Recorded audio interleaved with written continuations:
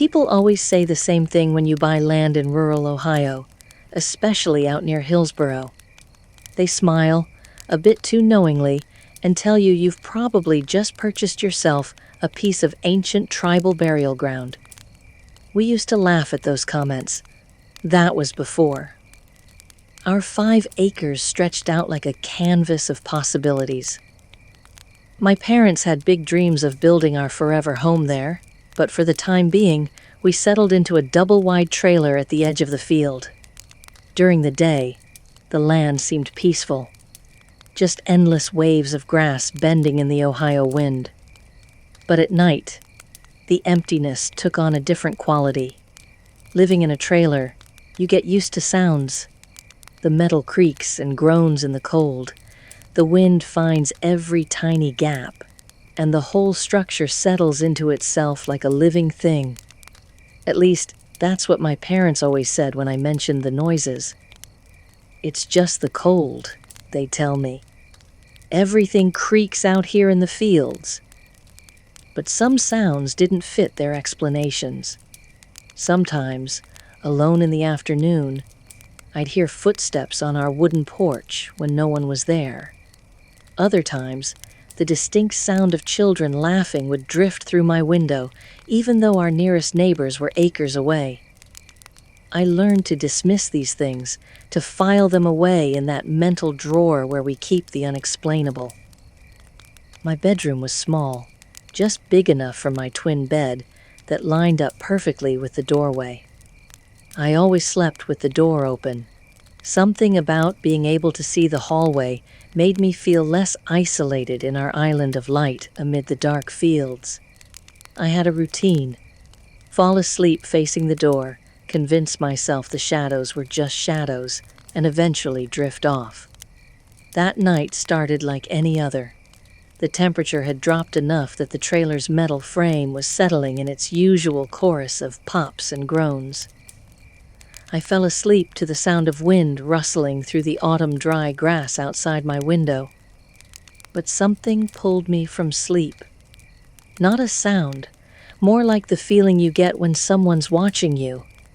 The air in my room felt different, heavier. My skin prickled with goosebumps, and a deep primal part of my brain screamed at me to open my eyes.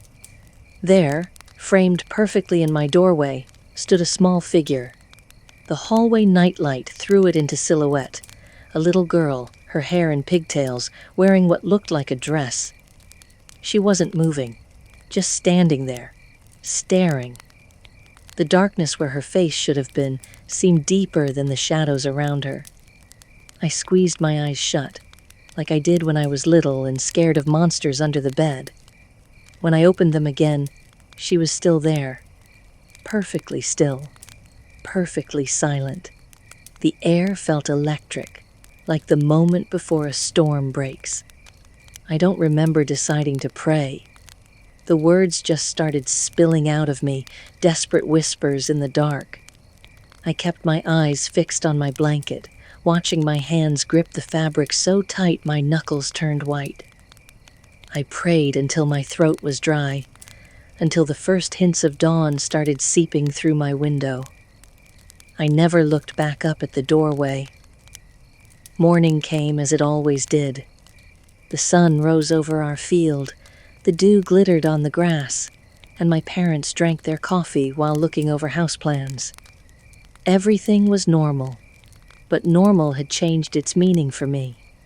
We lived in that trailer for another year while our house was being built. Nothing like that ever happened again. But I kept my door closed at night after that. Sometimes, though, when I'm alone in the dark and hear the wind moving through the grass, I wonder about that little girl. I wonder if she's still out there in our field, watching our house with its porch lights burning against the night. I wonder if she was trying to tell me something about this land we claimed as ours. They say Ohio is built on layers of history, that every field holds its stories. Some people joke about it, make light of the past that lies beneath their feet. But I know better now. Sometimes the past doesn't stay buried. Sometimes it stands in your doorway at night, wearing pigtails and a dress, waiting to be acknowledged.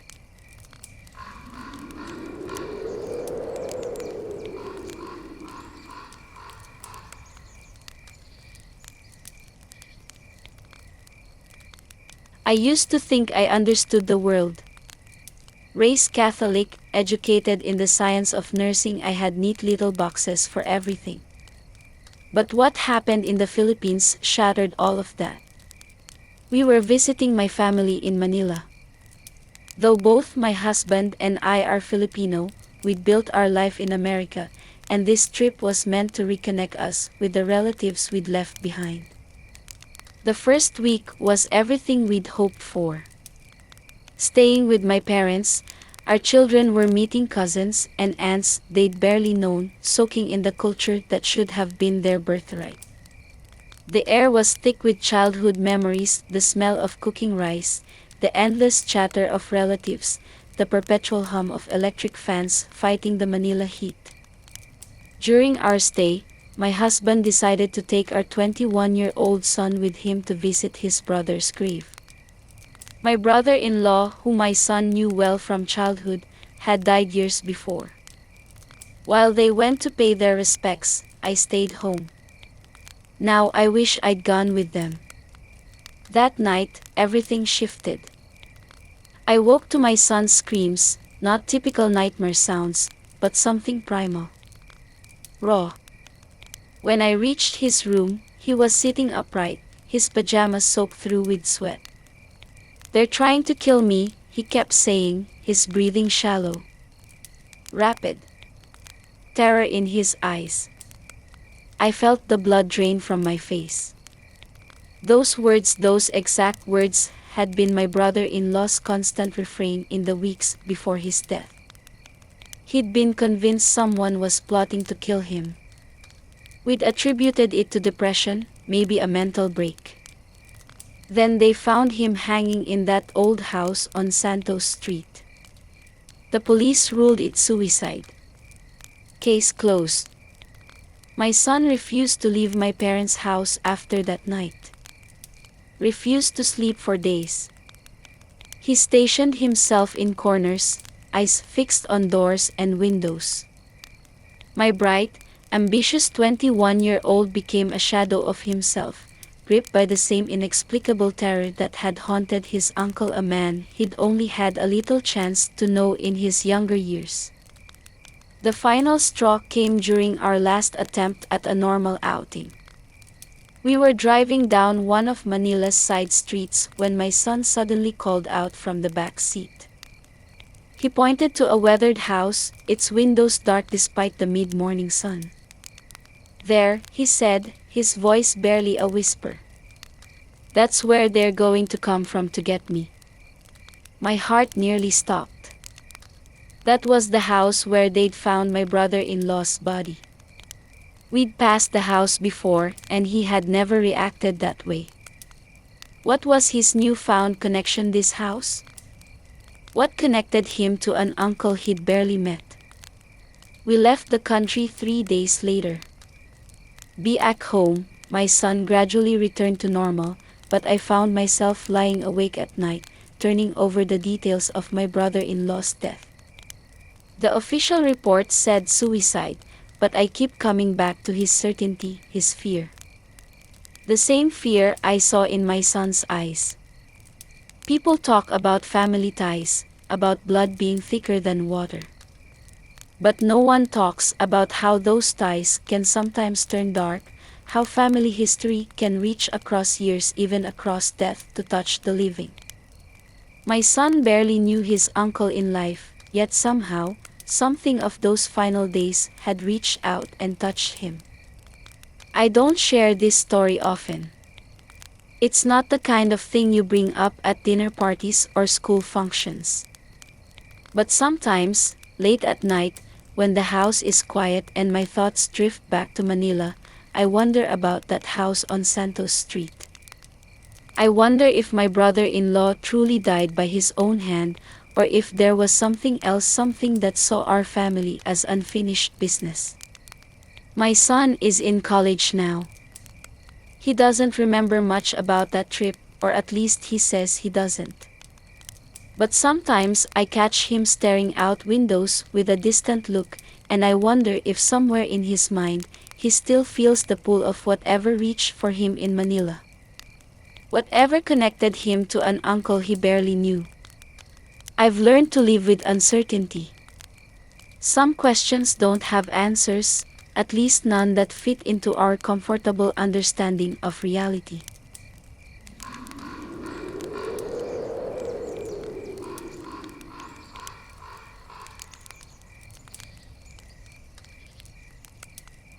Memory plays tricks on us, they say. But some memories, the ones that don't quite fit into the normal pattern of things, stick with us like burrs, refusing to be brushed away no matter how many years pass. I was 7 when it happened, and even now, decades later, I can recall every detail of that night with unsettling clarity. Our house was one of those typical suburban ranches with bedrooms lined up along a single hallway like paper dolls.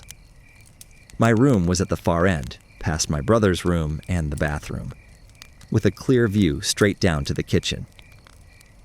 Mom always left the hall light on, one of those warm, yellowy bulbs that wasn't extremely bright but kept the monsters at bay.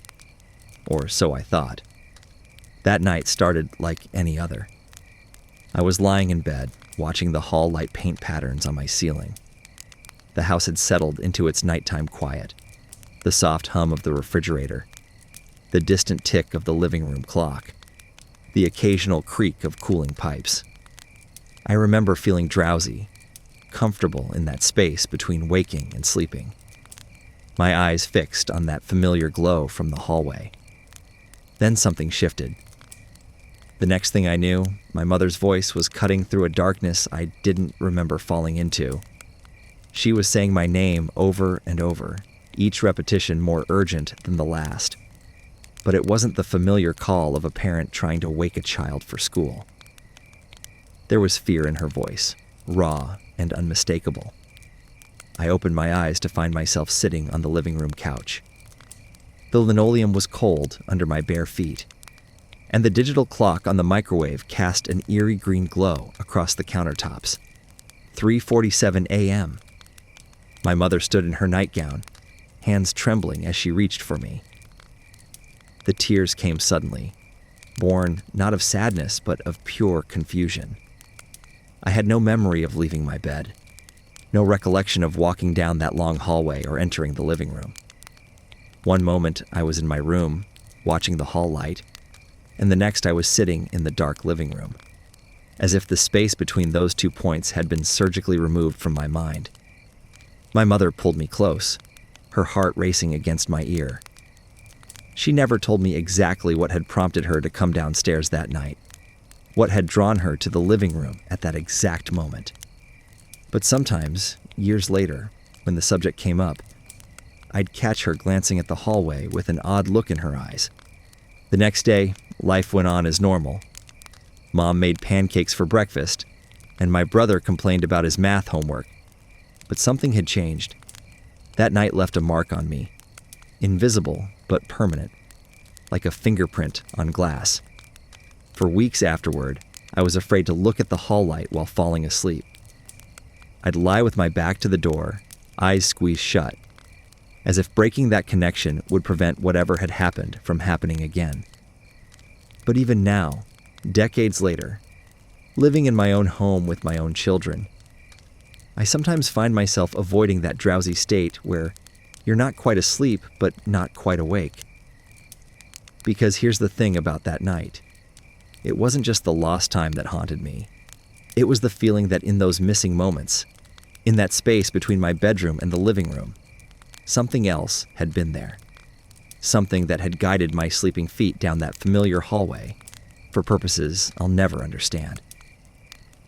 They say children are more susceptible to the unexplained, more attuned to the thin places where reality isn't quite as solid as we'd like to believe.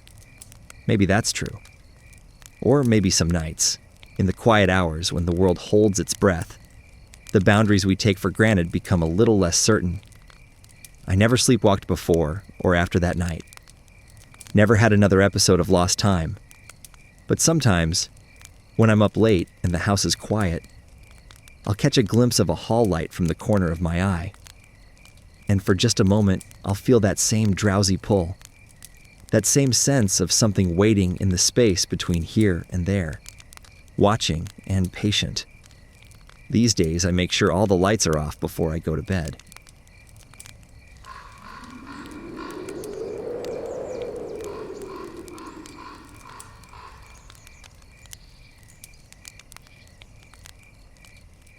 My grandfather wasn't the type of man who believed in ghost stories. He worked the land in Lafayette, Tennessee his whole life. A place so small it had just one red light and didn't see its first real restaurant until Hardee's came along.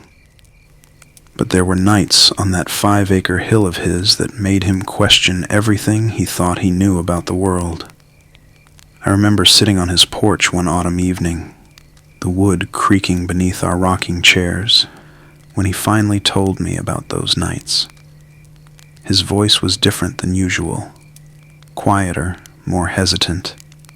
The story had waited decades to be told. He lived alone in that little wooden shack for 30 years. 3 rooms was all he needed, he'd say. A kitchen for cooking, a space for sleeping, and a living area to spend his evenings is all a man truly needed. The buck stove kept him warm through the winters, and 4 simple windows let in whatever breeze Tennessee summers would offer. It started in his 3rd year there. At first it was just the sound of chains. They'd come after midnight, a slow, dragging noise that seemed to circle the house. Grandpa would tell himself it was just the wind catching on the old farm equipment, but deep down he knew better. The sound had rhythm to it, like footsteps, like something being pulled deliberately across his property. Then came the horses. He'd hear them running, not just one, but many, their hooves thundering across his land. But when he'd look out those 4 windows, flashlight beam cutting through the darkness, there was never anything there. No hoof prints in the morning, no disturbed earth. Just his empty field and the morning dew. The rocks were what really got to him, though.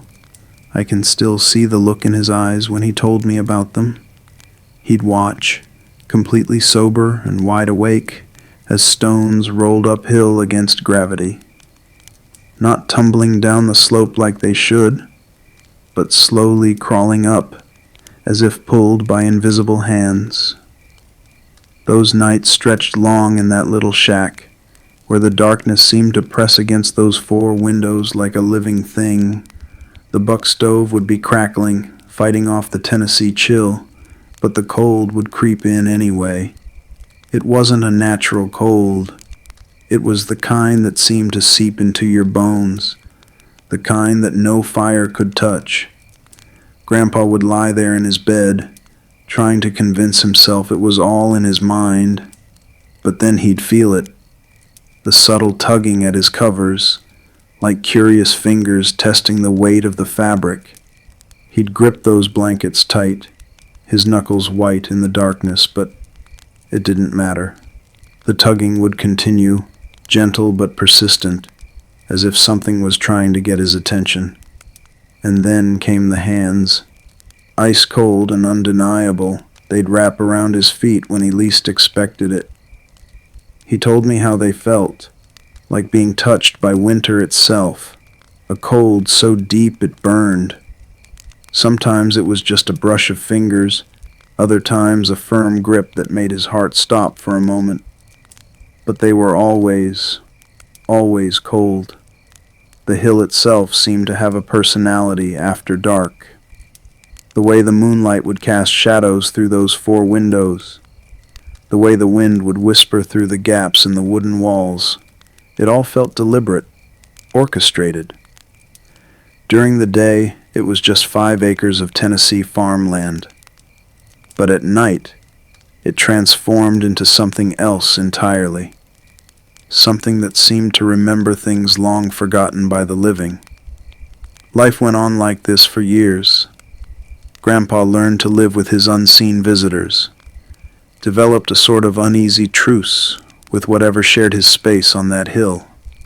He never ran from it, never abandoned his home.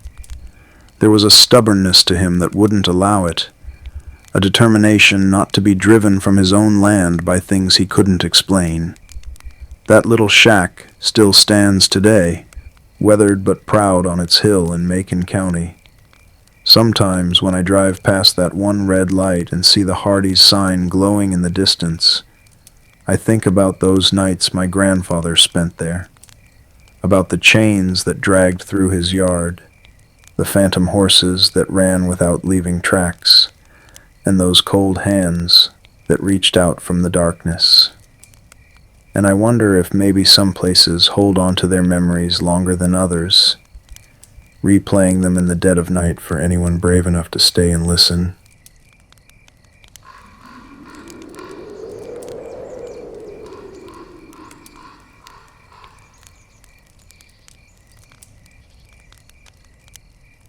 In Lafayette, Tennessee, some memories stay with you like shadows, growing longer and darker as the years pass. I was just a girl then, living in a modest shack down the road from my classmate Stevie and his family. We didn't have running water, but we had electricity and enough land to farm, which made us luckier than some. Our farm bordered Charlie's property, where he lived with his wife, who worked nights as a nurse, and their 3 children. Stevie was my age, and his sisters shared a room with bunk beds just across the hall from him. They were good people, the kind that made up the backbone of our small farming community.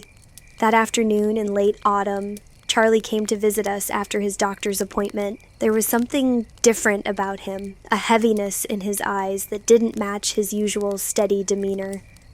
He spoke with my father on our front porch, asking strange questions about whether his family would be all right if anything happened to him. The conversation left an unease in the air, like the stillness before a storm, but we did what country folks often do with uncomfortable moments.